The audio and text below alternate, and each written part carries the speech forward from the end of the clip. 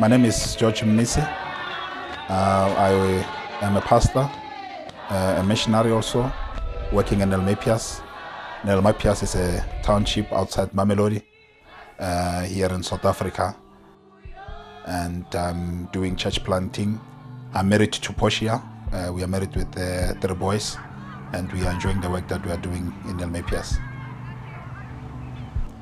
I was called to become a missionary pastor in the end of 2009. Well, I just studied, so I came straight from long years of studying for ministry. In Nellmapius, we have a congregation of about 80 members. Mostly we have mothers in the church, single mothers, most divorced, single parents, very few fathers. I think we have about 5 fathers.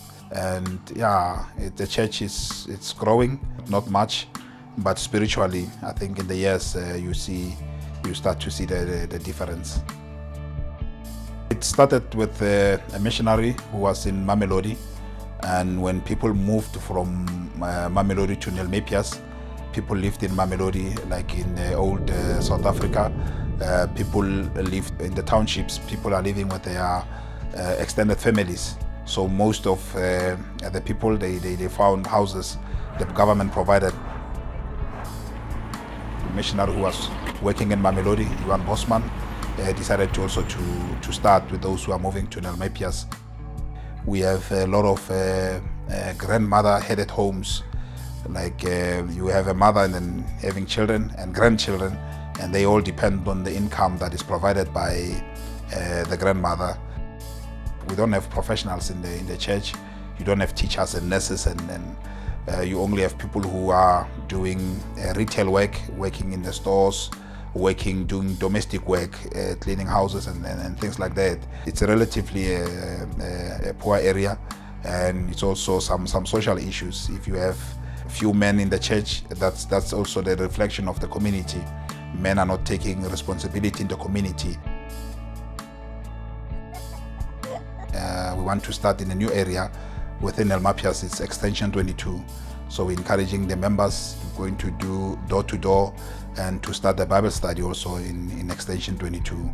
So there are various activities that we do to try and reach out to. But basically what is important, we encourage the members to share the gospel where they are in their work, school, but also with their families, because a lot of the family members, they live with relatives who are not members of the church. Currently we have our services. Our services are held in a primary school. It's kind of not conducive to have services there because there are a number of churches that are also using the school. As a church, you have your identity in Christ, but it also you also need people to know, to have your address, to know where you are. So it's kind of difficult to have services at the school and activities at the school, because then there are a number of churches and it's difficult for people to find you. And there's also a lot of noise, a lot of other activities that are going on at the school. So we have a plan to rent a place. There's someone who has a place where he wants to have a community center. We want to be part of that community center. Our church will be able to use it on Sundays, and in other activities we can also use it.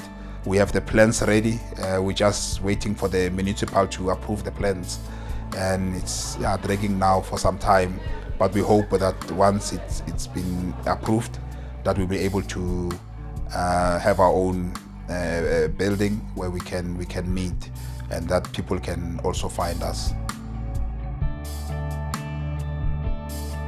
Well, we hope that the church can, and that's what we're working for, that the church can stand on its own, that it can be established, that it can have its own elders and deacons, that it can also send and start to do mission work like what we are beginning to do in Extension 22, that we also grow as a church in a way that we also expand and extend the gospel message to other people.